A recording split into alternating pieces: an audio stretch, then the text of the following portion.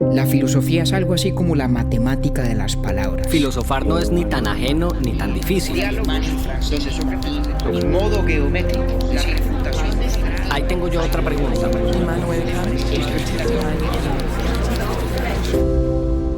Urbi et Orbi, a la ciudad y al mundo. Buenos días, buenas tardes, buenas noches.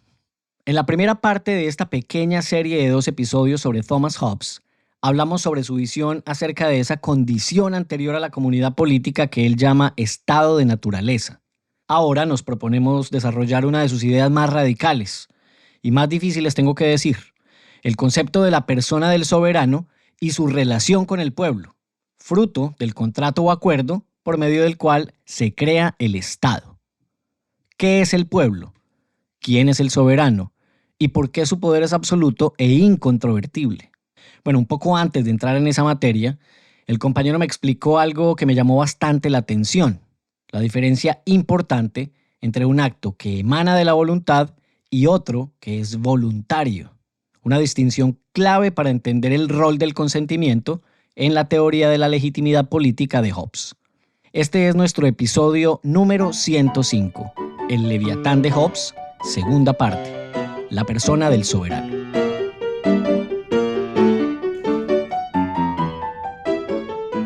Compañero David Zuluaga, muy buenas noches en la ciudad de Nueva York. Octi, buenas noches. Oiga, nosotros, estamos disfrutando hacer estos videos, pero cuesta más, ¿no? Que la luz, que el encuadre, que la ropa, que no sé qué. Mello, si no está María Cristina para que arregle la luz, Toca hasta bañarse ya para uno poder grabar esa vaina. toca estar presentable. Vamos a ver cuánto nos demoramos en perder la vergüenza y aparezca yo en pijama, porque como grabamos tanto de noche. Entonces tendría que empezar yo a llamarlo Lucas Caballero Klim. Si empieza usted a grabar en pijama y con pantuflas, porque además usted tiene ropita como la de él, ¿no? En todo caso. Más bien sí, más bien sí. Más o menos, sí. Oiga, entonces, bueno, tenemos un par de precisiones. Mándese usted la suya y yo mando la mía. No, pues la mía es una excusa, y es que estamos saliendo al aire una semana después de lo previsto conforme nuestro cronograma de publicación quincenal, pero con una muy buena excusa. Y es que no habíamos podido Ni grabar. siquiera excusa, era una muy buena razón. Mejor, Sí. una muy buena razón.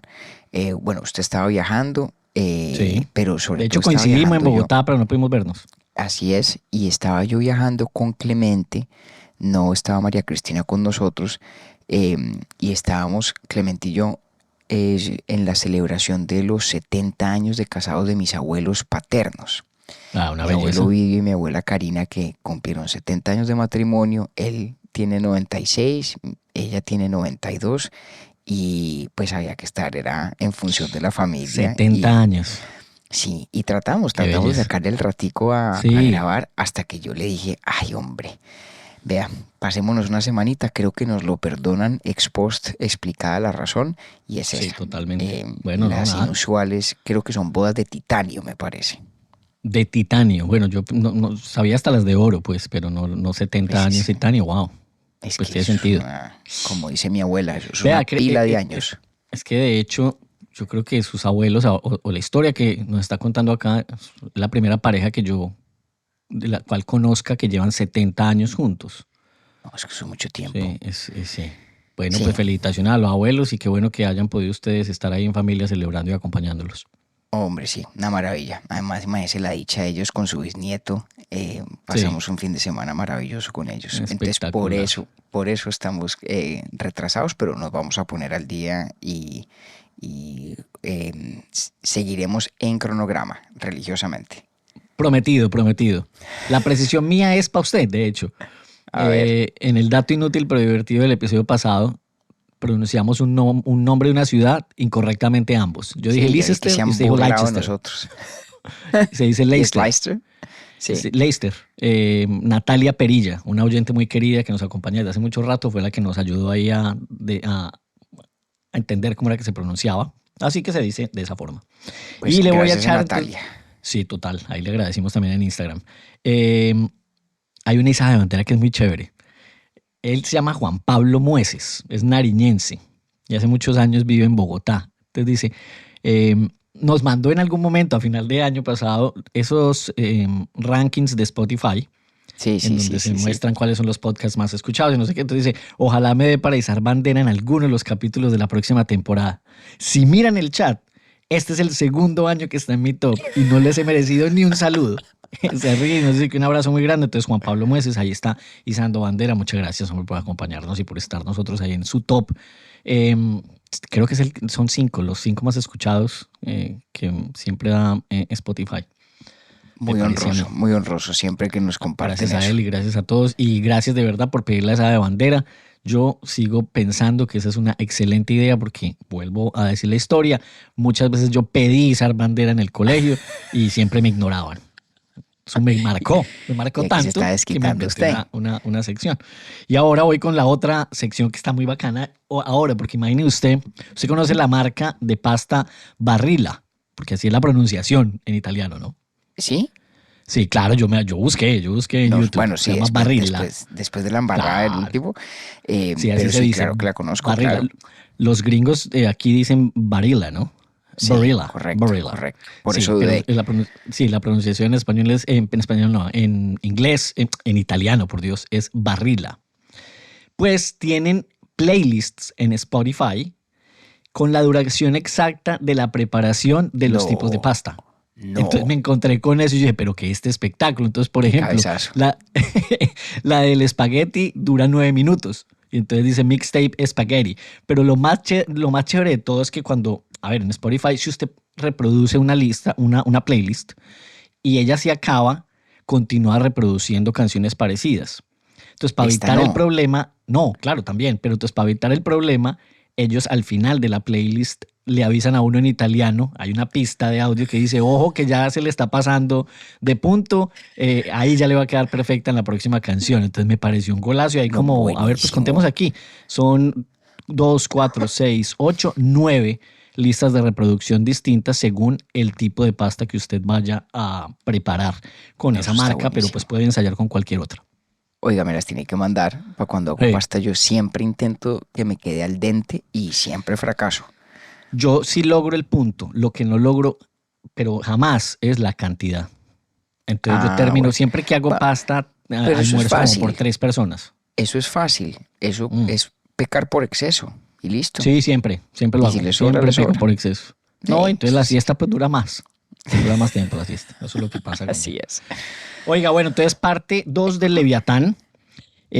Vamos a ver cómo me fue a mí después de estos días sin haber hablado. Nosotros en la primera parte, sobre todo recuerdo yo que le dimos bastante fuerte al concepto del estado de naturaleza de Thomas Hobbes. Sí. Y que esto, al final de usted, el episodio anterior, que ya nos va a ampliar un poquito, por favor, como para darle contexto y arrancar el desarrollo, establecía la premisa, si no las bases, más bien la premisa, para todo lo que tiene que ver más adelante con lo que él propone en el contrato, ¿verdad? Es correcto.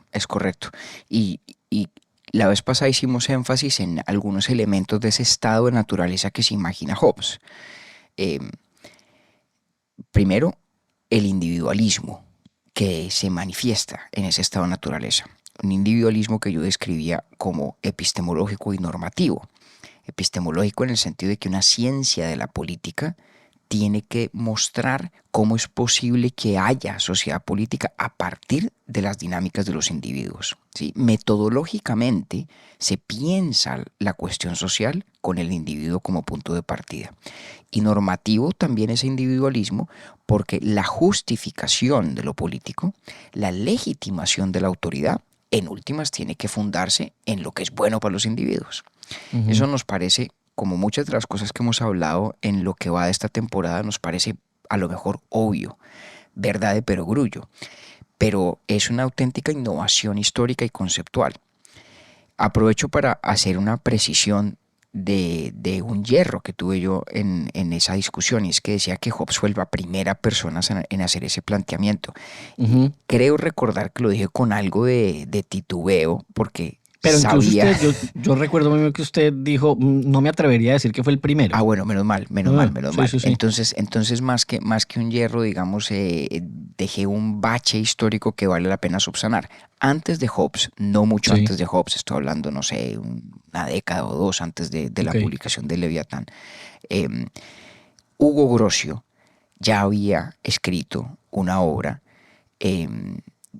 sobre el concepto del estado de naturaleza, sobre la idea del contrato social, porque digamos, la noción de que el contrato es una figura que nos permite explicar el fenómeno de lo político es vieja, incluso está en Cicerón. Es la elaboración, También lo mencionó el usted, desarrollo, la sofisticación, lo que realmente aporta Hobbes. Antes de Hobbes ya Grocio había dicho varias de estas cosas, pero no. Grocio modo. Carajo, ya estamos haciendo chistes casi en latín. Se vaya viendo cómo he aprendido yo aquí. Carajo. Pero repito, no con la envergadura y el calado filosófico de Hobbes, nunca. Tal vez la diferencia para los que tengan interés en estas cuestiones arcanas de la historia intelectual es que en Grocio todavía el concepto de la ley natural al estilo de Santo Tomás tiene pleno valor, pleno vigor, plena vigencia. Y una de las cosas que dijimos acerca de la estado de naturaleza de Hobbes es que en realidad allí no opera la ley natural en ningún sentido que los escolásticos reconocerían. Hobbes habla de ley natural, pero la define de tal suerte que al final no es nada distinto de teoremas del interés racional del individuo por su propia preservación. Entonces, hecha esa precisión, que un poco antes de Hobbes, no mucho, había ya aparecido en la escena Hugo Grocio, muy influyente, muy importante, pero repito, filosóficamente hablando, y aquí sí estoy expresando mi muy personal opinión, nunca a la altura del gran Thomas Hobbes. Entonces, dejamos esa estado de naturaleza con ese carácter individualista que acabo de describir y que además Hobbes equipara a un estado de guerra. No, como dijimos la vez pasada, porque todo no se la pase peleando, sino porque lo que hay es la perpetua incertidumbre y el temor propio de un contexto donde la pelea, el combate, la violencia no solamente son legítimas, sino a lo mejor altamente probables. En esa estado de naturaleza, evidentemente, y en eso creo que concluimos la vez pasada, todo el mundo racionalmente quiere salir de esa condición de guerra. Y no solo eso, todo el mundo sabe que todos los demás racionalmente quieren lo mismo. Porque es que allí no hay autoridad, no hay supremacía, no hay dominio que tenga garantía de perdurar. Por eso, acuérdese que decíamos que para Hobbes era muy importante hacer énfasis en la relativa igualdad fáctica entre los seres humanos. No hay nadie que sea tanto más fuerte, tanto más inteligente que todos los demás, que sepa o que pueda racionalmente creer que ese estado de cosas, en un estado de naturaleza sin autoridad política, le es más ventajoso y más provechoso que una sociedad organizada donde las disputas se pueden dirimir de manera organizada. Entonces, todo ese argumento lo que conduce es obviamente a la conclusión de que el Estado es racional. ¿En qué sentido? Es racional que todos los individuos quieran que haya un Estado, ¿sí? Es racional a la luz de nuestros propios intereses individuales, nuestra autopreservación, la garantía de poder gozar de las posesiones que tenemos, la certidumbre de que no vivimos en un ámbito social perpetuamente expuestos a la violencia provocada o no de los demás. Entonces el Estado para Hobbes es racional porque es un imperativo, es un requerimiento del propio interés que tengo yo en mi vida y en mi autopreservación. Esa es la piedra angular de la teoría de la legitimidad del Estado de Hobbes. Y es que su punto de partida es que es una creación humana, un constructo humano, un artificio que es eminentemente racional. Es de locos, literalmente hablando, no querer tener un Estado. Ahora, ahí sí pasamos propiamente a lo que nos ocupa hoy. ¿Cómo carajo se inventa uno un Estado? Si usted está en el estado de naturaleza, donde nadie puede confiar en nadie más, donde no hay ni siquiera una promesa que pueda ser vinculante, como decía Hobbes, in foro externo, es decir, en la conducta, porque lo que hay es desconfianza, el problema que caracterizábamos como, en inglés se dice, the problem of assurance, el problema de la garantía o del garante. En ese contexto, ¿cómo hace un conjunto de personas para ponerse de acuerdo para instituir un Estado? Entonces Hobbes crea una teoría muy, muy precisa al respecto. Y dice, mire, es muy sencillo. Pues no es tan sencillo, pero explica con mucha claridad. Dice, funciona de la siguiente manera. Cada individuo en el estado de naturaleza tiene un derecho absoluto, del que hablamos la vez pasada también. El derecho de hacer todo lo que a su juicio, Salud. sea conveniente o necesario para garantizar su autopreservación. Ese es un derecho, ese sí que es un derecho natural. Ese es un derecho que tiene todo el mundo en virtud de ser persona. En el estado de naturaleza, ese derecho no tiene ninguna limitación. Si yo pienso que para garantizar mi autopreservación lo que tengo que hacer es ir a matar a fulano, lo puedo hacer. Eso le iba a preguntar. Ok. Perfectamente legítimo. Porque la única guía que hay para la aplicación de ese derecho es mi propio juicio. Claro, o sea, ni siquiera es necesario que llegue una situación en donde yo necesite defenderme. Precisamente porque mi juicio individual podría decirme, mire, es peor ponerme en condición tal que tenga que defenderme a riesgo Vulnerable. de perder. Más bien de una vez procedo, entendido. Exactamente lo que usted ha dicho, además, me sirve para recalcar un argumento que yo ofrecí la vez pasada, y es que, a diferencia de muchos intérpretes de Hobbes, yo no creo que Hobbes tenga una visión particularmente pesimista, macabra, usted en ese momento. O pesimista de la naturaleza humana. Para ser una persona violenta en el estado de naturaleza, falta ser, digamos, modestamente racional. No hay que ser un miserable. Ok. Lo único que se necesita es exactamente el raciocinio que usted acaba de hacer. Si yo estoy Ya. allá metido en ese mundo, el solo hecho de que esa persona esté por allí es un riesgo tal que yo, a lo mejor lo que tengo que hacer para garantizar mi autopreservación es dar el primer golpe. ¿Va? Muy bien. Vale. Ese derecho que tiene todo el mundo, dice Hobbes, la única manera de que podamos crear un estado en esas condiciones es que todo el mundo transfiera irrevocablemente ese derecho a una única entidad, a una única persona. Por ahora usemos el término persona, a una única entidad. Y al transferirle todos ese derecho a esa entidad, lo que hacemos es crear un soberano.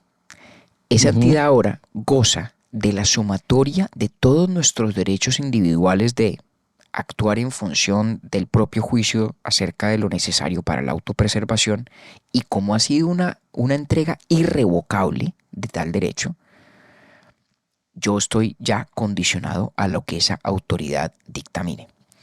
¿Por qué funciona? Claro, ahí pero interesantísimo lo que usted dice, la creación de un soberano. La Windiquia, en cambio, lo da por... Exactamente. Ahí está.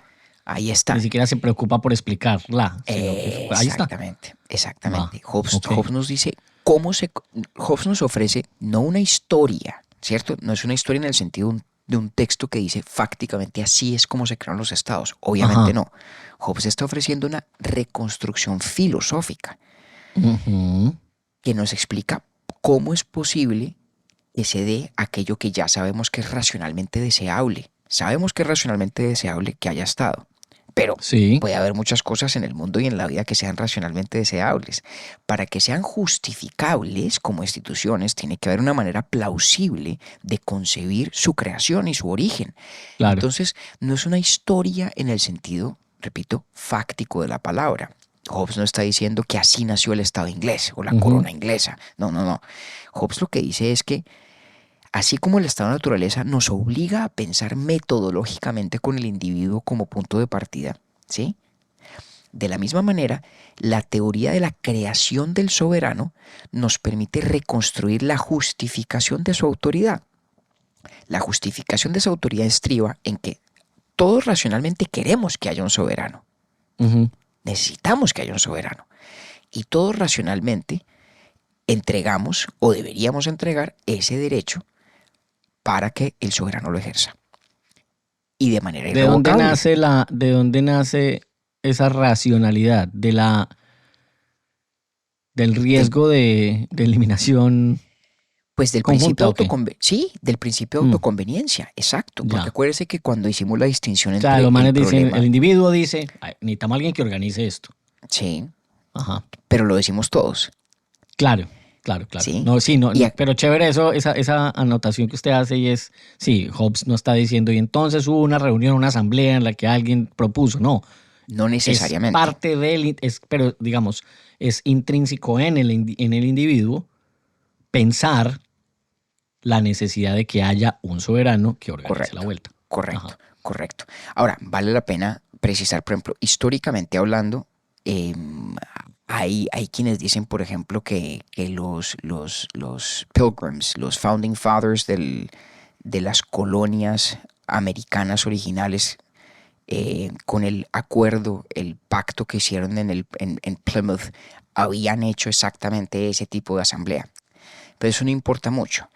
Desde el punto de vista de la teoría, lo importante es que si fuera a hacerse tal asamblea, porque hubiere un estado de naturaleza en esa asamblea, si la gente es racional, es esto lo que haría. Eso es lo que la teoría nos está proponiendo. Entendido.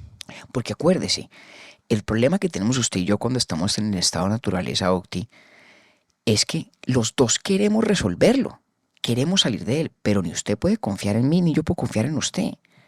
Entonces, lo que hacemos es crear una entidad tanto más poderosa que usted y tanto más poderosa que yo, que tanto usted como yo sepamos que esa entidad tendrá la capacidad, el poder físico, literal, las armas, para obligarlo a usted a tenerse a su palabra y obligarme a mí a tenerme a la mía.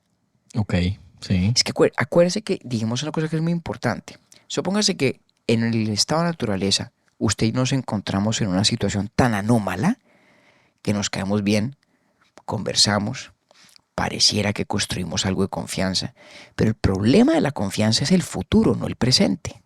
El problema de la confianza es que usted me conoce como soy hoy. Pero usted sabe que las personas cambian, que las personas somos volubles, que tenemos temperamentales. Usted necesita una garantía no de mi yo presente, necesita una garantía de mi yo futuro. Y esa garantía, Octi, ni siquiera yo se la puedo ofrecer. Claro. Mi yo presente, en la concepción de Hobbes, mi yo presente no le puede a usted garantizar el comportamiento de mi yo futuro, ni lo puede hacer usted respecto de mí. Pero lo que ambos sabemos del uno y del otro, y de nosotros mismos individualmente, es que el miedo sí que funciona. Cuando hay miedo, la gente se comporta de manera mucho más predecible que cuando no hay miedo por medio. Por eso es que nos sirve un soberano, porque el soberano es la garantía del miedo a futuro para su yo futuro y para mi yo futuro. O sea, cuando el miedo de la sanción que ejerce el soberano sobre el individuo. Exactamente, el miedo al soberano. El miedo al soberano. Por eso Hobbes dice, fear is the emotion to reckon with. El miedo es el factor clave para la creación de la sociedad política. No porque se trate de que el soberano tiene que ser un tirano. No necesariamente. Ajá. Pero el soberano tiene que tener tanto poder que yo en efecto sí pueda saber, es que el Octavio de mañana, el Octavio dentro de un mes, el Octavio dentro de un año o una década, ese Octavio va a cumplir la ley. ¿Por qué? Porque ese Octavio le va a tener miedo a un soberano con suficiente poder para efectivamente hacer Tan lo bacano que eso. incluso el Octavio presente podría decir, quiero que haga mi yo futuro, ¿ya? El soberano, por eso es indispensable que sea poderoso. Eso es muy importante. Perdón, para Hobbes no es simplemente la designación de alguien a quien investimos de repente de una autoridad etérea. No. El soberano tiene que tener el poder soberano, el poder fáctico. Eso tiene unas grandísimas implicaciones en la teoría de Hobbes. Ahora le cuento más concretamente. Pero entonces fíjese, elementos esenciales. Es racional para todos que haya un Estado.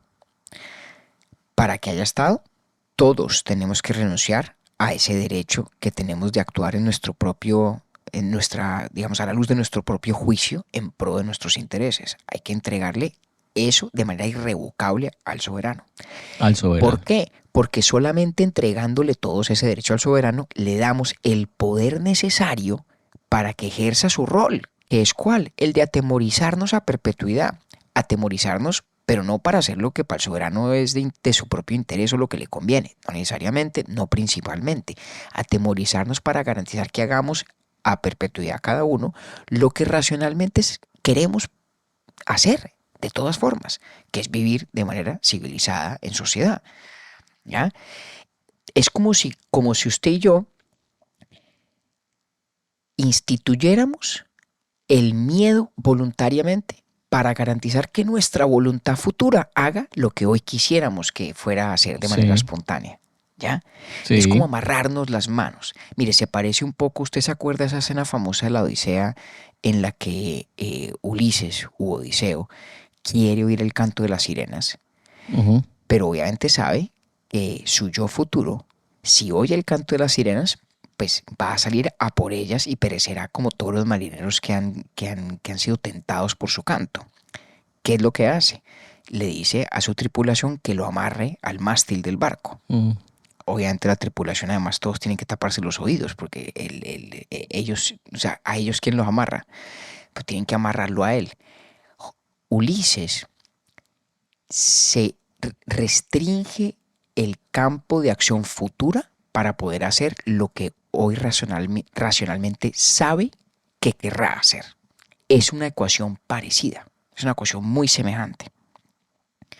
Fíjese la sofisticación de lo que está planteando Hobbes, ¿no? Sí. Entonces, todos esos elementos.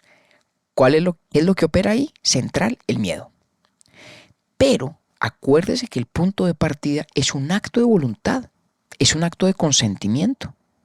Entonces resulta que para Hobbes sigue siendo central el factor del consentimiento, del consenso y de la voluntad. Antes de que haya soberano, tenemos que renunciar a nuestros derechos de manera voluntaria. Pero entonces ahí Hobbes sí tiene un problema. Muy bien que su teoría nos pinte una imagen de cómo podría ser la reconstrucción racional del origen del Estado. Pero al final del día a Hobbes lo que le interesa es crear una teoría que legitima y que convalida el Estado real. El en el que vive usted, en el que vivo yo, en el que vive él. Y la inmensa mayoría de esos estados no se dan de esa forma, cosa que él reconoce. Entonces Hobbes dice, mire, hay que distinguir dos maneras como se origina un soberano. Lo que él llama sovereignty by institution, por institución, y sovereignty by acquisition, por adquisición. Soberanía por institución es exactamente lo que usted decía hace un rato. Imaginémonos una asamblea, supongamos pues que entonces los Pilgrims que salieron de Inglaterra, los puritanos que iban a fundar las colonias americanas en el Plymouth, son esa asamblea y hay un caso de soberanía por institución. Rarísimo, excepcionalísimo. En gracia de discusión puede que no la haya habido nunca. La inmensa mayoría de los estados que en el mundo hay son soberanías por adquisición. Por adquisición. Un conquistador, tipo que se impone o una persona que se impone, ¿correcto? Ahí tiene Hobbes un problema. Si la soberanía siempre arranca con la cesión voluntaria de un derecho, claro, para que luego yo no actúe de manera voluntaria con tanto margen, pero al principio el origen es voluntario, ¿cómo es eso de que hay voluntad cuando a mí me conquistan? Y entonces Hobbes lo que crea es una teoría. ¿Sí el problema? Sí, claro. ¿Sí? Porque una cosa es imaginarnos el estado de naturaleza con esos fines metodológicos, una cosa es reconstruir Cuando usted racionalmente. incluso, claro, cuando usted además otorga el poder soberano a algún semejante, pero no cuando viene de afuera y lo conquistan, como lo acaba usted de decir. Exactamente. Bueno, ¿Qué se hace con la voluntad? Sí, ajá. en ¿Y el qué caso hace? de Inglaterra, William the Conqueror, ¿no? Guillermo el Conquistador. Pues Sí. O sea, los estados surgen de actos violentos de guerra y de conquista en la inmensa mayoría de los casos, si no en todos. Y Hobbes dice, no, mire, ahí la solución, o la solución que él propone, tiene dos elementos. Primero, es decir, ahí también hay consentimiento. Y es consentimiento fundado en conducta que delata que la persona ha consentido. Aquí ya ahí empieza a haber visos de esa noción tan importante del consentimiento tácito, que será la categoría que habrá de utilizar Locke. Hobbes lo que hace es, en vez de decir que hay consentimiento tácito, lo que hace es bajarle la vara de lo que se requiere para atribuirle a alguien su consentimiento. Entonces Hobbes tiene una doctrina muy polémica, y es que dice, mire, lo único que se requiere para que una persona consienta es que haga algo de manera voluntaria. Ok, muy bien.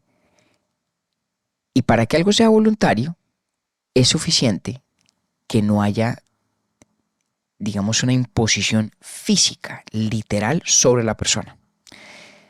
Para Hobbes, si yo a usted lo voy a atracar en la calle y le pongo un revólver enfrente y le digo su vida o la plata y usted me entrega la plata, eso es un acto voluntario. Involuntario sería que el ladrón le saque la billetera del bolsillo. ¿Sí? Claro. O involuntario sería que yo le coja a usted la mano y lo haga firmar un papel. Pero si yo a usted lo llamo y lo amenazo, lo chantajeo, y usted termina firmando el papel de marras por cuenta de mi chantaje o de mi amenaza, eso es un acto voluntario. Entonces Hobbes tiene una doctrina... Sí, la línea pues es bien delgada, pero ajá, se la entiendo pues. Digamos que es clara, pero, es, clara, es implausible. Es implausible. Francamente, en mi opinión, usted sabe que yo no suelo ser tan frentero en eso. Creo que es el punto más débil de toda la filosofía de Hobbes. Y es que eso es lo que yo llamaría en él y en muchos otros filósofos la paradoja del mito fundacional. Entonces cuando tocan pared y pucha, ahí se enredan. Me despachan ahí con una vaina poco rápida. Hobbes tiene una postura muy coherente dentro de su filosofía toda, muy coherente, pero que nos obliga a adoptar un estándar inaceptablemente bajo, implausiblemente bajo del consentimiento. Entonces, para Hobbes, cuando el conquistador llega y todo el mundo está muerto del susto, pero la gente al final dice, ok, cede. Este es el que manda, ok, y sigue con sus vidas. Esa gente aceptó, esa gente consintió. Claro, pero está metiendo incluso en el mismo paquete a aquellos que dieron la pelea y fue por llegar a un estado de debilidad en donde los vencieron. Ahí también hay voluntad, según Hobbes. En todos esos casos, pero fíjense, la persona que de pronto pelea contra el conquistador, ¿en qué termina? Termina en una de dos cosas. O termina muerto, en cuyo caso, pues... O cediendo. O cediendo. Claro. Y desde que la cesión implique en algún momento un acto que emana espontáneamente literalmente del cuerpo de la gente, entonces pues cuenta como consentimiento. Sí, sacar la banderita blanca ya es un acto de voluntad. Nuestra noción intuitiva del consentimiento y de hecho de la categoría de lo voluntario supone que uno tiene alternativas razonables. Claro. O sea, cuando a usted le dicen o el dinero o la vida, el atracador en la calle, pues usted no tiene ninguna alternativa razonable. De acuerdo. Y es la falta de alternativas razonables la que lo nos que induce, hace que usted entregar la plata. Claro, y la que nos conduce a nosotros a decir, eso no es un acto voluntario. Pero Hobbes no acepta ese estándar. Hobbes no acepta esa condición. Y si no. Sí, Hobbes dice, no, si usted entregó la plata, pues es que... Un acto es voluntario si emana de su voluntad. Ajá. La diferencia entre que el ladrón le saque la billetera y usted se la entregue es que cuando usted se la entrega hay un acto que emana de su voluntad. Usted... Pero vea que barraquera eso, que usted lo describió, lo puso en palabras muy claras. Y voy a repetir la palabra. Es claro, pero no es plausible. Exactamente. Es muy chévere, porque esa digamos que ahí uno no podría refutarle a Hobbes, porque pues claro, sí es. Digamos, o mejor. O sea, el hecho de sacar la plata sí es un hecho voluntario, pero no es una entrega razonable como usted. Ajá. No se entregue tan rápido. No se entregue tan rápido, porque fíjese que Hobbes hace la siguiente equiparación. Dice, acto que emana de mi voluntad equivale a voluntario. Y uno ahí podría cercenar el vínculo. Y uno podría decirle al señor Hobbes, no podría decirle a Hobbes, claro que el acto de sacar la billetera cuando el atracador me amenaza es un acto que emana de mi voluntad. Obviamente que sí. Yo soy quien decide, caramba, tengo que entregar la billetera. Soy yo quien extrae la billetera del bolsillo. Soy yo quien se la entrego. Claro que es un acto que emana de mi voluntad. Pero no es por lo tanto un acto voluntario. Yo podría decirle eso a Hobbes. Es decir... Y de hecho es lo que le diría. No es voluntario porque la categoría de lo voluntario exige más que el mero emanar de mi voluntad. Exige eso y alternativas razonables. ¿Ya? Lo voluntario. Lo voluntario, en el sentido ético de la palabra. O sea, es que si a usted le pasa la situación que estamos describiendo del atraco, nadie va a salir a decirle a usted, ay, Octavio, pero pues usted se la entregó, esa es del ladrón. O sea, si usted va ante un juez, el juez no le va a decir a usted, señor Octavio, qué pena, no podemos hacer nada porque es que usted se la entregó voluntariamente. ¿Qué diría usted? No, señor juez, claro que no se la entregué voluntariamente. A mí me estaba amenazando. Y si el juez le pregunta, pero un momentico, ¿el acto de entregarle la billetera no emanó acaso de su voluntad? Usted diría, pues sí, claro que emanó de mi voluntad, pero no fue voluntario. Ok, está muy bacana esa diferenciación porque no es que me haya entregado, sino que yo estaba tratando de interpretar lo que decía Hobbes, que por supuesto tenía sentido, pero no me había puesto a pensar en que aquello que emane de la voluntad no necesariamente tiene que ser voluntario. En filosofía hay que tener mucho cuidado con las definiciones que a veces se nos ofrecen como incontrovertibles, que en el juego del lenguaje o de las palabras parecieran serlo. Y además es que mientras estaba elaborando pensaba en hechos coyunturales, que no es oficio de este podcast, pero muchas veces ese, por ejemplo, puede ser un argumento de defensa para cualquier cosa. Claro, y lo es muy frecuentemente porque Claro, lo es. en nuestro ámbito moral, ético, está implícito casi siempre ese requerimiento de que lo voluntario dé cuenta de que haya alternativas razonables. Y hay discusiones en filosofía política muy importantes sobre esto, muy importantes. Porque cuando no hay alternativas razonables, nos parece que esa es una circunstancia exculpatoria de muchas conductas también. Ajá, claro. ¿No? Claro. Entonces, todo esto para decir, Hobbes cree tener una respuesta a una objeción en apariencia válida. Pero espere un momentico. Eso de la diferenciación que usted me dio entre lo que emana de la voluntad y lo voluntario, ¿también lo dijo Hobbes? No, es una eso evolución? somos nosotros aquí criticando a Usted y Hobbes. yo, ok, pero eso no lo dijo, por ejemplo, Rousseau más adelante. No. Sí, y muchos vale. otros. O sea, es que para Hobbes, la teoría de Hobbes era heterodoxa, minoritaria y radical. Aristóteles. Vale, pero Hobbes Aristóteles. llegó... ¿Qué pasa con Aristóteles? Aristóteles nos daría la razón en esa discusión, por Ya. ejemplo.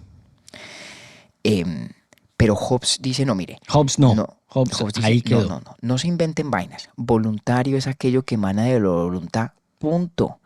Y en consecuencia, cuando uno, como se dice en inglés, bend the knee, cuando uno se inclina, se arrodilla, se postra ante el conquistador, eso es un acto voluntario y por lo tanto constituye un consentimiento, un acto de consentimiento con igual validez que si fuéramos a instituir un soberano. Entonces Hobbes lo que necesita y en efecto propone es una teoría donde la única diferencia entre el caso de instituir un soberano, digamos ex nihilo, y el de aceptar un soberano que se nos impone por conquista, lo que él llama el sovereignty by acquisition, la única diferencia entre estos dos casos no es la validez del consentimiento, no. La única diferencia es que en el primero hay una cuestión en principio sin definir y es quién ha de ser el soberano. Y en el segundo, como que es obvia la respuesta y todos estamos en el plano más bien conminados a estar de acuerdo en la identidad del soberano. En teoría, esa es la única distinción, pero desde el punto de vista normativo, es decir, desde el punto de vista filosófico y de la ponderación de la legitimidad del soberano de turno, no hay diferencia sustancial entre el soberano por institución y el soberano por adquisición o por conquista. Eso es muy importante para Hobbes y es una de las cosas que hace de Hobbes ese filósofo tan ambiguo en las implicaciones contemporáneas de su pensamiento. Es que acuérdense que a Hobbes le tocó la guerra civil inglesa. A Hobbes le tocó la descabezada del rey. Le tocó el protectorado de Cromwell y le tocó después la restauración monárquica. Y la peculiaridad de Hobbes es que, en su criterio, quien sea que está mandando, ese es el que legítimamente manda. Hobbes, por ejemplo, había una discusión muy importante en su época si Hobbes era o no monarquista. Y la verdad es que no. Hobbes tiene una preferencia por la monarquía como teórico de la política. Pero si usted está leyendo a Hobbes en el protectorado de Cromwell, Hobbes es republicano. Hobbes está con Cromwell. Okay. Ese es el soberano por adquisición de ese momento. Acuérdese que todo esto se funda en esa imagen tremebunda que nos pinta Hobbes del estado de naturaleza. El estado de naturaleza es una cosa tan atroz, tan horrorosa, que es que si hay algo que lo resuelve, eso es, maestro. No busque más. Lo resuelve Carlos I, perfecto. Lo resuelve Cromwell, perfecto. Lo resuelve Carlos II, perfecto. Entonces Hobbes, y esta ha sido una polémica importantísima desde que estaba vivo, desde sus contemporáneos. Hobbes pareciera ser el gran legitimador de los poderes de facto. Quien sea Pues en que esa esté a lógica, cargo, claro. quien sea que sea el soberano, ese es el legítimo soberano. Eso es parcialmente cierto, pero no nos podemos olvidar de un detalle, y es que en la visión de Hobbes siempre media el consentimiento. Cromwell no era soberano, o el parlamento pues en cabeza de Cromwell, porque era de facto el poder.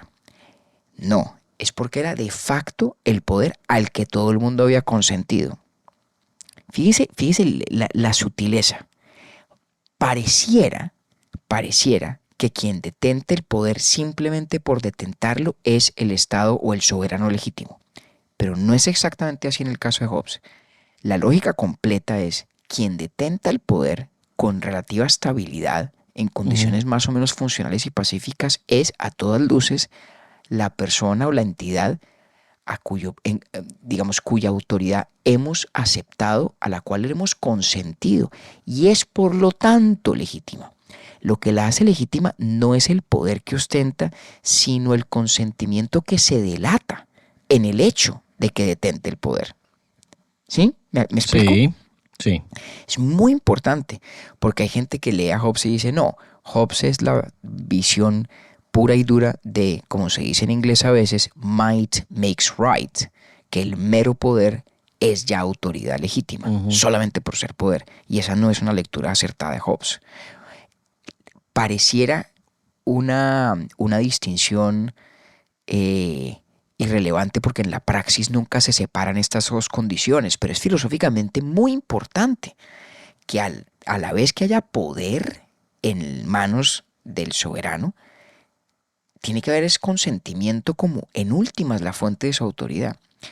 La fuente de la legitimidad es el consentimiento, aunado al poder suficiente para cumplir su función. Obviamente, volvámonos al principio, ¿no? Si el soberano no tiene el poder que se requiere para inducir por vía del miedo a que usted en el futuro cumpla la ley y a que yo la cumpla también, pues no nos sirve. Ni siquiera clasifica como un candidato a soberano. No está resolviendo el problema en esta naturaleza. Claro que necesita el poder, pero no basta el poder. Lo que se necesita es el poder aunado al consentimiento. Otra cosa es que la teoría de Hobbes tenga un estándar tan bajito de lo que significa consentir que en la práctica todo poder más o menos estable que se ejerce de manera más o menos organizada y pacífica a manera de un Estado es en efecto un Estado legítimo. Pero siempre el análisis hobbesiano tiene que mediar el consentimiento. Ok. ¿Bien? Hasta ahí vamos bien, sí. Ahora, vale la pena, yo creo que de pronto terminemos de juntar estas ideas de Hobbes con lo que veníamos hablando de Bodino y la Windicia. Lo que he dicho hasta ahora creo que señala ya hasta qué punto Hobbes ha asimilado esa visión absolutista de la soberanía de Bodino. Evidentemente, el soberano hobbesiano no admite limitación de ninguna índole. Es el poder último y máximo. Es poder absoluto. ¿Ya? Sí. Pero lo que Bodino no tiene en realidad es un argumento de por qué cuando el poder es indivisible es por lo tanto absoluto. Y Hobbes sí tiene ese argumento. Y es una de las de mis aspectos preferidos de su filosofía. No porque yo esté de acuerdo o no, eso es irrelevante, sino por lo fantástico y brillante que es su teoría de las personas. Ok. Y fíjese que le iba a preguntar, era eso, como que yo todavía quería devolver un poquito hacia la distinción entre hogares e individuo. Sí. Entonces por ahí va la cosa. Y es a la vez la solución que Hobbes propone al problema que nos encontramos también en la Windicia. Acuérdense que en la Windicia de Contra Tiranos, existe un pueblo. Ujú. Un pueblo anterior a e independiente del monarca, del soberano. Sí. Pues de hecho en la Windiquia el soberano es el pueblo, pues para todos los efectos, cosa que usted preguntó en su momento. Ujú. Pero teníamos ese misterio de, bueno, ¿y de dónde viene esta cosa que se llama pueblo, esta entidad? ¿Y por qué se habla de pueblo en singular? Y toda esta cosa. Y Hobbes tiene una teoría maravillosa para explicar todo este asunto. No lo voy a aburrir con todos los detalles porque es enredada y tiene una cantidad de minucia y a mí me encanta. Cuando quieran nos echamos una conversa larga sobre eso. Pero la idea en esencia es la siguiente. Hobbes dice, mire, ser persona es simplemente ser una entidad que tiene un vocero. Ok. Recuerde que la etimología de la palabra persona viene de máscara, significa máscara. Para Hobbes, una persona simplemente es una cosa, una entidad, una existencia del mundo, tal que hay una voz que habla por esa persona, en nombre de esa persona, de esa entidad. Ok. ¿Sí? Sí. Punto. Es una caracterización, una definición funcional, no metafísica. Es decir, Hobbes no habla ni del cuerpo, ni del alma, ni de la mente, nada de esas vainas. Para Hobbes, cualquier cosa del mundo, en principio, puede ser una persona, en ese sentido.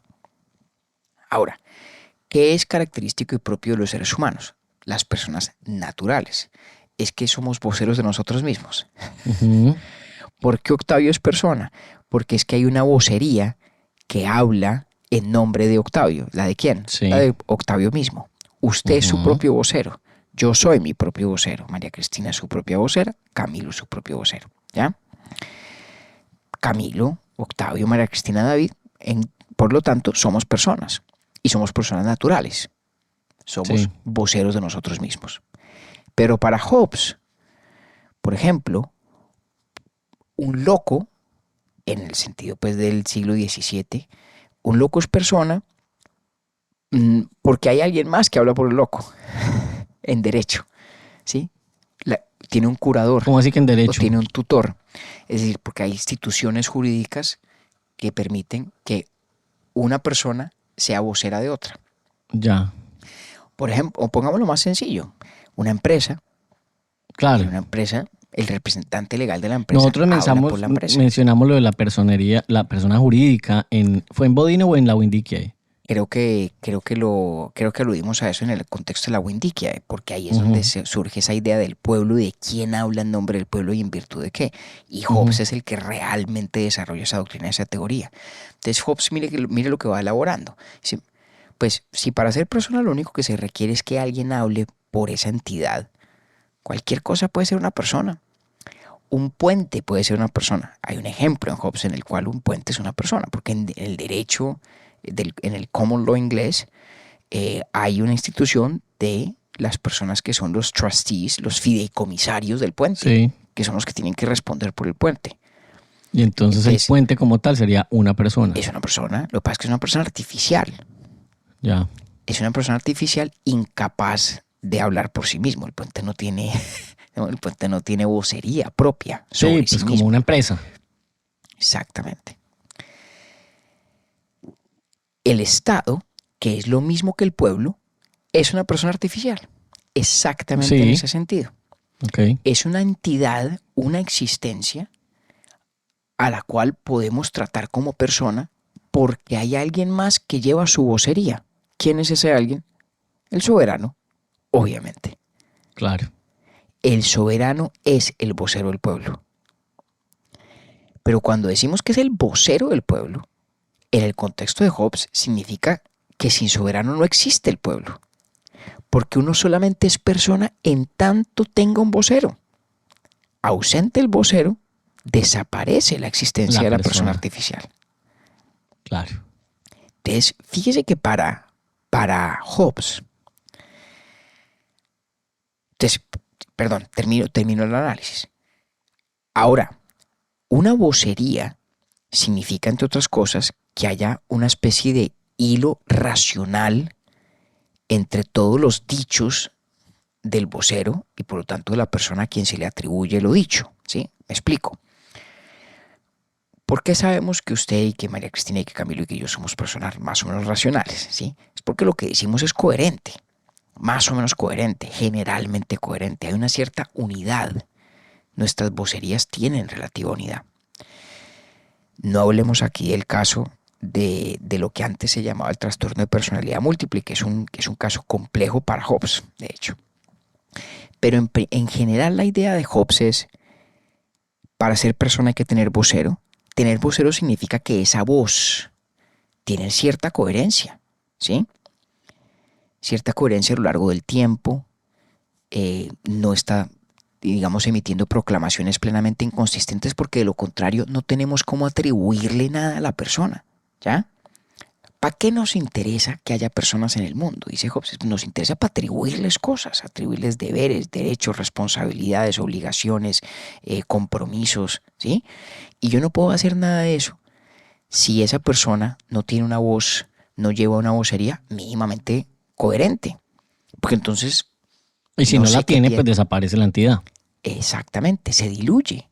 ¿Sí? Entonces, si nos imaginemos el extremo de una persona humana, un ser humano, ¿sí? Sí.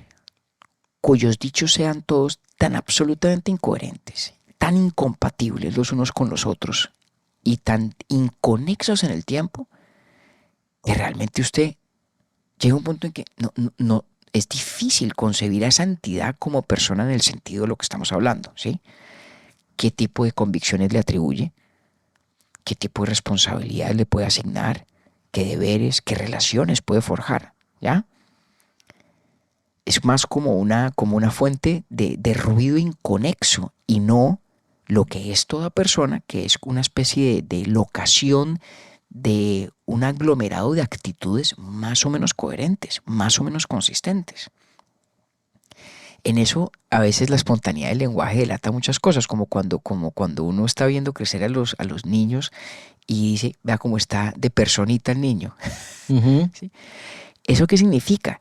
Que va empezando a construirse una voz coherente, que tiene consistencia a lo largo del tiempo, que le podemos atribuir actitudes, gustos, displicencias, ¿ya? Malquerencias, lo que quiera. Uh-huh. Pero es indispensable para que realmente haya persona, que esa vocería que hace al objeto persona sea coherente. Es lo que yo llamaba en la disertación cuando hablaba de esto, la condición de la univocalidad. Tener vocería significa que haya una voz. Que haya una voz. Sí. Y no un arrume de contradicciones, una voz. Entonces, ¿por qué recojo todo este argumento? Que sé que es complejo y es denso. Porque junta en un mismo momento teórico, además muy brillante, la resolución de los dos problemas que traíamos de Bodino y de la Windiquia. ¿Por qué el soberano es absoluto? Es absoluto porque es que tiene que haber un vocero indivisible para que haya pueblo. Para ser pueblo hay que tener una voz, porque el pueblo es una persona artificial. El pueblo no tiene una voz propia en el sentido estricto en el que Octavio Galvis Villegas tiene su propia voz para hablar por sí mismo, ¿ya? El pueblo solamente puede hablar a través de un vocero, ¿ya? Sí. Pero solo un vocero y con una voz coherente. Y por lo tanto solo puede haber un soberano. Y por lo tanto ese soberano no puede tener ninguna voz que le contradiga jamás. Por eso el soberano tiene que ser absoluto. Si no hay soberano absoluto, no hay pueblo. Y el otro, la cara de la moneda. No hay pueblo tampoco si no hay vocero. El pueblo es, en cierto sentido, conceptualmente superior al soberano en Hobbes. ¿Sí? Sí. El pueblo es la persona. El soberano es apenas el vocero de esa persona. En la Windiquia también. Pero ¿cuál es la diferencia? Que en la ¿Cuál? Windiquia el pueblo tiene existencia independiente del soberano. ¿Ya? Por eso en la Windiquia el pueblo le puede exigir cosas al soberano.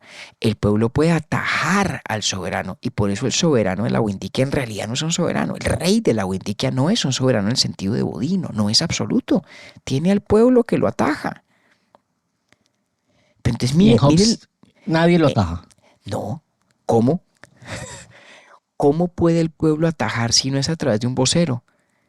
Pero acuérdese que para ser persona hay que tener un único vocero, la condición de la Es bien univocalidad. complejo eso. Pero mire la jugada tan brillante. No, es muy bacana, pero puta, sí es denso eso. Este es denso, claro. Porque ¿cómo además espera? estoy pensando todavía en cuál es el tema de limitar el poder en el nivel en el nivel de las personas y no en el nivel divino.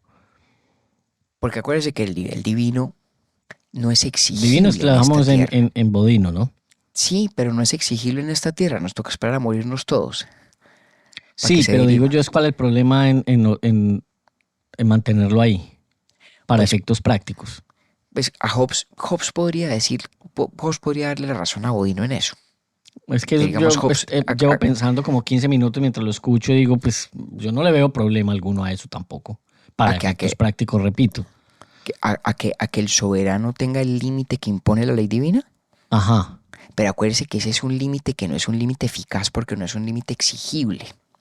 Es un límite en el corazón del soberano. De acuerdo, pero igual, para efectos prácticos, pues no importa, porque es que como Eso. usted mismo lo dijo, como no sabemos, porque pues nos tendríamos que morir.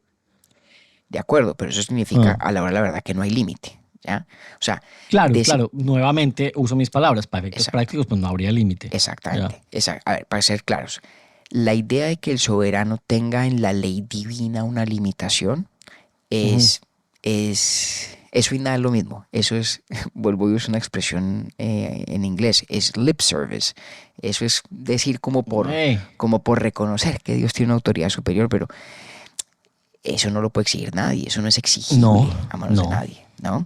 O sea que por eso Bodino puede coherentemente decir la ley divina limita, pero el soberano es absoluto. ¿Por qué es absoluto? Porque el límite que impone la ley divina no lo puede exigir nadie. Hobbes O podría sea que decir lo Bodino mismo. y Hobbes podrían ser más, o sea, se parecen más Bodino y Hobbes que Windikia Claro, con Claro, Hobbes. claro, es Ajá. que no, es que el soberano de Hobbes es bodiniano, el soberano de Hobbes Es es bodiniano. absoluto. Lo que nos está aportando Octi, que Bodino no nos dio del todo, es un argumento de por qué tiene que ser absoluto. Es que tiene que ser absoluto porque si no es absoluto, no puede ser el vocero del pueblo. Claro, eso sí lo resuelve, y usted me lo dijo desde el episodio de Bodino, que Exactamente. Hobbes iba a resolver el tema. La genialidad de Hobbes en esto es Es en un mismo explicar. y en un mismo argumento suplir lo que le faltaba a Bodino, reconociendo ese concepto de la Windicia de que el pueblo es una entidad que existe, que es real y que no es lo mismo que la mera multitud, Sí, pero conservando la existencia de un pueblo sin que ese pueblo pueda ejercer ningún límite real y práctico sobre el soberano. Que era claro, lo que o sí sea, el tenía la pueblo Windicia. existe, el pueblo es soberano, pero per se no puede hacer nada si no tiene un vocero. Ojo, en el caso de Hobbes el pueblo no necesariamente es soberano, el pueblo existe. El pueblo El existe, pueblo- pero el que es soberano es la voz del pueblo. Exactamente. O tampoco.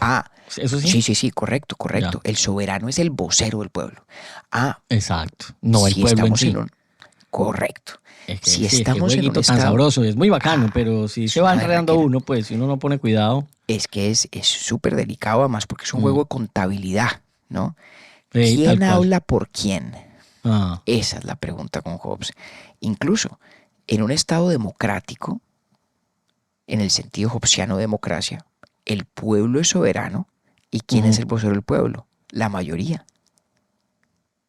La mayoría es el vocero es del el pueblo. vocero del pueblo. Claro. Pero incluso en ese caso, diría yo, la mayoría no es lo mismo que el pueblo. Ojo, Claro. es el vocero, es un constructo Es el matemático la vocero. mayoría. La mayoría es la voz. Claro, es la que solución.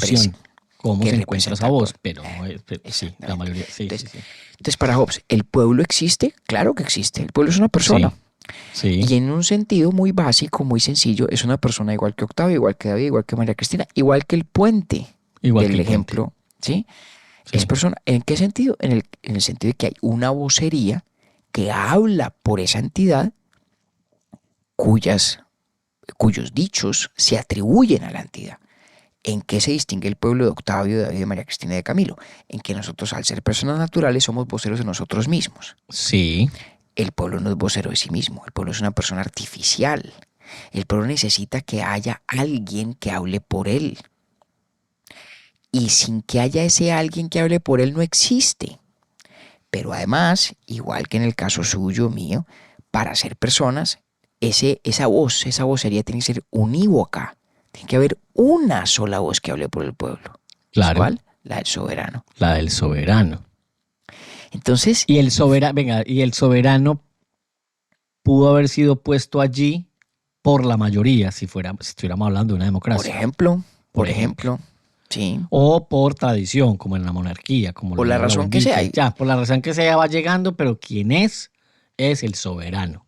No Entonces, el pueblo. para Hobbes, cuando la gente dice, no, el Ave María. pueblo va a resistir al soberano, Hobbes, eso es una contradicción lógica. Porque es que el pueblo no puede hacer nada de sí. Todo lo que el pueblo hace o dice es lo que puede hacer o puede decir por vía del soberano, que es su vocero. El pueblo es una persona artificial. El pueblo no se autorrepresenta. Y por eso, por eso me interesa tanto detenerme en este tema, porque lo hablamos unos capítulos atrás. Ese vocabulario político del pueblo sigue con nosotros. Sí, totalmente. Todavía se habla de eso. Todavía hay quien dice que el pueblo quiere tal cosa, el pueblo quiere tal otra, el pueblo dijo aquello, se expresó en esto, le dio a fulano un mandato, sutano representa al pueblo, pérense. Pero detrás de todo eso hay una pregunta muy importante. ¿Qué es el pueblo?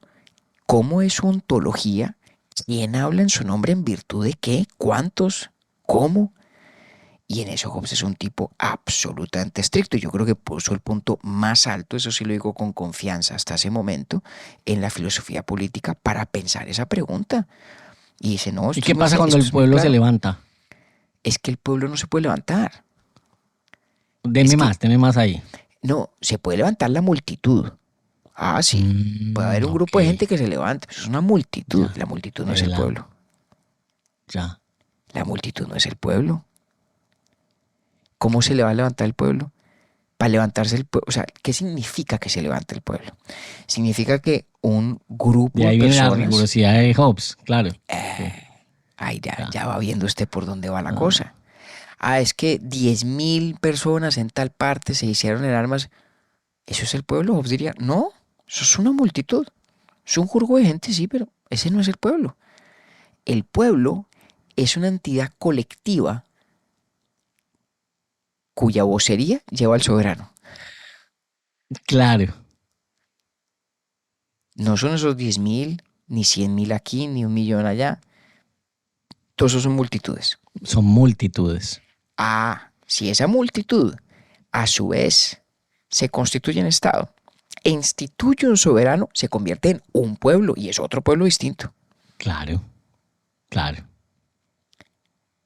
Pero entonces el pueblo no es la suma de los individuos, no es la mera suma de los individuos que lo componen. La analogía es esta. Piense, y además es muy, históricamente, viene al caso, porque toda la idea de pensar en los grupos humanos como personas empieza en realidad con las cuestiones teológicas que se planteaban con la fundación de las órdenes monásticas en el siglo XIII, sobre todo. Entonces, la orden de los franciscanos, ¿eso es una entidad? Sí, claro que lo es. ¿Es una persona? Sí. Claro que lo es, en el sentido hobbesiano, plenamente. ¿Quién es el vocero? No sé cómo se llama en el caso de los franciscanos, pero es su máxima autoridad, ¿no? ¿Es la orden franciscana meramente la suma de todos los individuos que son hoy franciscanos, digamos, con plenas investiduras? No del todo. Porque fíjese que si se muriera uno y mañana se suman dos, la suma de individuos ha cambiado, pero la orden es la misma. Ya. Entonces la orden, no, obviamente no existiría la orden franciscana sin franciscanos.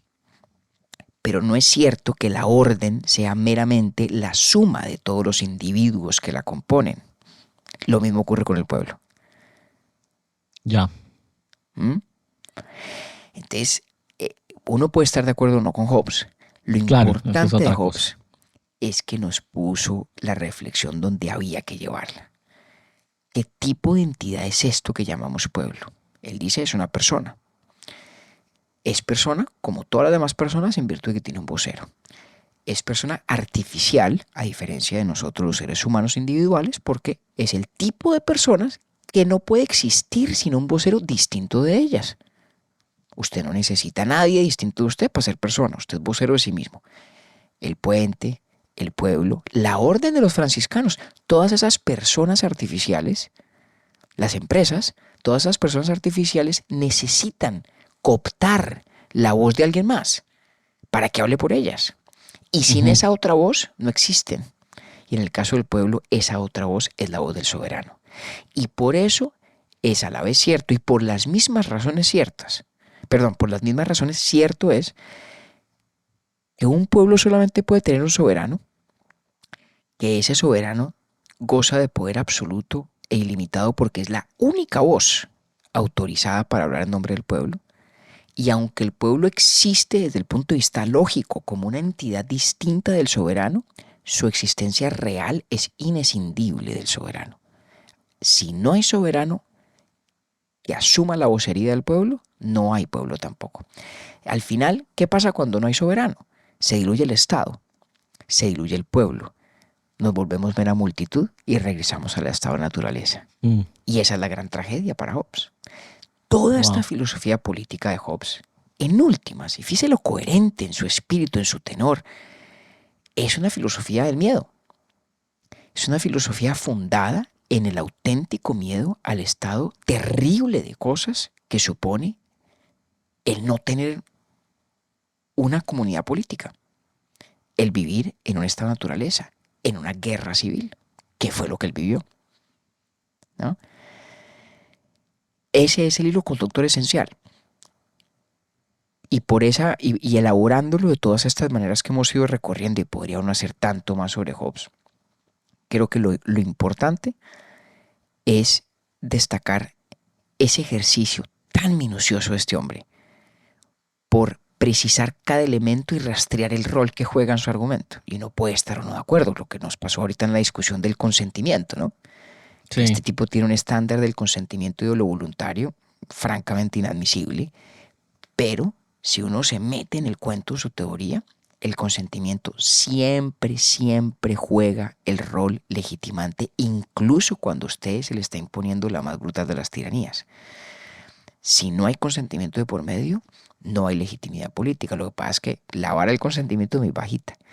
Y así, en el caso de las personas igual, hay una teoría pulcra que puede o no ser cierta, puede uno no estar de acuerdo con ella, pero que le obliga al que está pensando en estas cuestiones a hacer explícitas todas estas presunciones que encontramos injustificadas, francamente, en el caso de Bodino y la Wendiquia. Ni qué decir de nuestra, digamos, de la manera como en sociedad y en la discusión política cotidiana tratamos cuestiones como el pueblo y su vocería. Y por eso me parecía tan interesante tenerme en Hobbes, y además le agradezco que haya aceptado hacer una segunda parte que ya se nos iba alargando un poco, pero creo que con eso recoge la esencia de esta visión singularmente precisa y sistemática de Thomas Hobbes. Adelánteme ahí en 2 segundos de aquí después, ¿qué va a hacer Locke? Locke va por un camino distinto. Locke es un pensador con unas afinidades más cercanas a las de Grocio, por ejemplo, y a la tradición del derecho natural. Locke fundamentalmente tiene una concepción diferente del estado de naturaleza. Ahí está el origen. Interesante. Para Locke el estado de naturaleza no tiene por qué concebirse de esta manera terrorífica que nos plantea Hobbes. Y si tuviera yo que resumir en un postulado, la gran diferencia es que para Locke sí hay relaciones y obligaciones de justicia en el estado de naturaleza, sobre todo por vía del fenómeno de la propiedad, de los derechos de propiedad. Entonces, para Locke, el Estado llega después de que ya hay una cantidad construido entre partícipes del estado de naturaleza a manera de instituciones y de derechos que preceden incluso al Estado. Para Hobbes eso es imposible. Para Hobbes sin Estado no hay cómo arrancar a construir nada. Y por eso es que en sus muy famosas palabras que vale la pena repetir, el estado de naturaleza es nasty, solitary, British and short. Es atroz, es atroz. Y no lo cree así Locke, no lo creerá así tampoco Rousseau, aunque Rousseau, yo sostengo, es bastante más hobbesiano de lo que él mismo querría admitir. Y bueno, ya dejemos a Kant para después, para no adelantarnos demasiado. Sí. Hombre, compañero, feliz aniversario. Estamos cumpliendo este mes 6 años. Urbi et Orbi, me acabo de acordar. Increíble.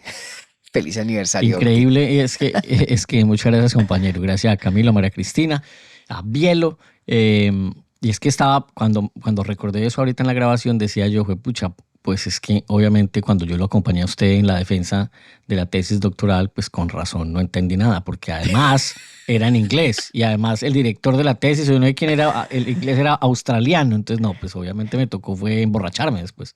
Y además, bueno, de hecho irlandés, pero profesor en Australia y a la vez en Princeton, que era el gran Philip Pettit, que tenemos que hacerle un capítulo a Philip. Es más, le voy a pedir un favor, que no se nos pase mucho más, porque a Philip tenemos que hacerle un capítulo en vida. Hagámosle ese homenaje, aunque él no entienda nada, no importa, pero le debemos ese homenaje. No importa, pero ahora nos puede traducir hoy en día con inteligencia artificial. También es verdad. Peter, entonces pues todo bien. Y entonces, bueno, y a ver si enmienda las bobadas que digamos. Exacto, estamos celebrando 6 años, vamos a ver cuántos años más va a demorarse usted en hacerle capítulo a Philip. Yo creo que va a ser antes de hacer la traducción de On Friendship de otro profesor suyo, que es Alexander Nehamas. Pues yo le conté que ahí el problema que tuvimos fue que la Nehamas estaba firme, pero su agente literaria como que no copiaba mucho, no sé por qué. Bueno, hagámosle otra vez el viaje, a ver qué. Hay que persistir, hay que mandarle un chepito. Hoy sí nos fuimos largos, pero vale la pena. Muchas gracias por explicarme y explicarnos a todos a Hobbes con tanto detalle. Complejo, denso, pero fíjese usted que no termino yo confundido ni aburrido. Es muy bacano porque es un rompecabezas. Entonces seguimos ahí con la serie, con los otros 2 que nos faltan de su tesis. Bueno, maestro, gracias por cobrarme la caña, Octi. Un abrazo. Urbi et Orbi es producido por Bielo Media, con la música original de Felipe Durán, la coordinación general de Camilo Zuluaga y la dirección creativa de María Cristina Pimiento. Agradecemos especialmente a Luchi y Titín por la voz del cabezote y nuestro logo. Nosotros somos David Zuluaga y Octavio Galvis. Feliz día, feliz tarde o feliz noche.